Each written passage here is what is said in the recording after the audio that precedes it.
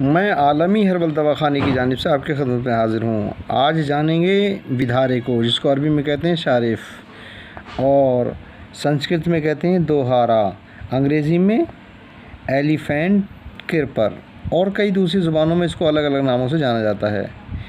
एक दरख्त की जड़ है जो भूरे रंग की है और इसके टुकड़ों की शक्ल में बाज़ार में मिलती है और इसका जायका फीका, अकरामना, कड़वा होता है और मिजाज इसका गर्म। ये मोहल्लिल ओराम और मुलय्यिन तबा और मुकव्विबा है।